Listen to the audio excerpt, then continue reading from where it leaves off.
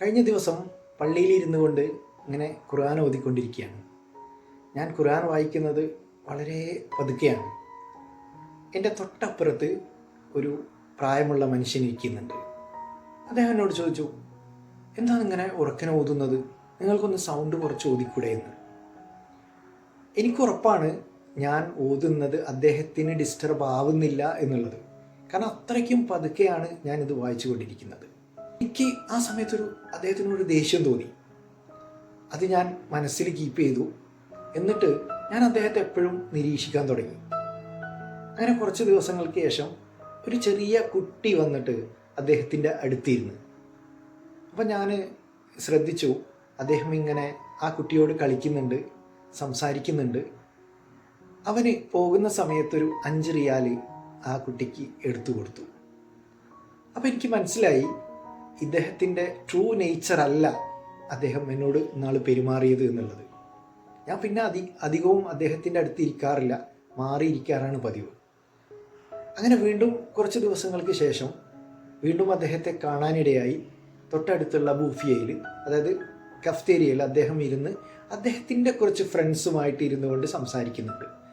ഞാനങ്ങനെ ആ ബൂഫിയക്കാരനോട് അദ്ദേഹത്തോട് പറഞ്ഞു, ഈ ഇൻസിഡൻ്റ് അദ്ദേഹവുമായി പങ്കുവെച്ചു. അപ്പോഴാണ് അദ്ദേഹം പറയുന്നത്, ഈ വ്യക്തി ഒരു മാനസികമായിട്ടുള്ള രോഗം അനുഭവിച്ചു കൊണ്ടിരിക്കുന്നുണ്ട്, അതിനു വേണ്ടിയിട്ടുള്ള മരുന്ന് കുടിച്ചുകൊണ്ടിരിക്കുകയാണ്. അതുകൊണ്ടാണ് അദ്ദേഹം അങ്ങനെ പെട്ടെന്ന് ദേഷ്യം പിടിക്കുന്നതും ഒക്കെ എന്ന് പറഞ്ഞു. അദ്ദേഹത്തിന് അങ്ങനെ ഒരു പ്രയാസം അനുഭവിക്കുന്നത് കൊണ്ടാണ് അദ്ദേഹം അങ്ങനെ പെരുമാറുന്നത്. അതൊരു ട്രൂ നേച്ചറിലല്ല അദ്ദേഹം പെരുമാറിയത് എന്ന് അപ്പോഴാണ് മനസ്സിലായത്. ഈ ഒരു സംഭവം നമ്മൾ ആ വ്യക്തിയെ ഫസ്റ്റ് പെരുമാറിയ ആ ഒരു ഇൻസിഡൻറ്റ് വെച്ചിട്ട് നമ്മൾ മനസ്സിൽ കീപ്പ് ചെയ്ത് കഴിഞ്ഞാൽ എപ്പോഴും അദ്ദേഹത്തോട് നമുക്കൊരു ദേഷ്യം തോന്നും. നമ്മൾ ആ വ്യക്തിയെക്കുറിച്ച് കൂടുതൽ ആഴത്തിൽ മനസ്സിലാക്കുമ്പോൾ മാത്രമേ എന്താണ് യഥാർത്ഥത്തിൽ അവിടെ സംഭവിച്ചത് എന്ന് നമുക്ക് മനസ്സിലാവുള്ളൂ. ചിലപ്പോൾ ചില ആളുകൾക്ക് ആ ഒരു സമയത്തുള്ള ഇമോഷൻ എന്താണോ അതിനനുസരിച്ചാണ് ആ വ്യക്തികൾ പെരുമാറുക.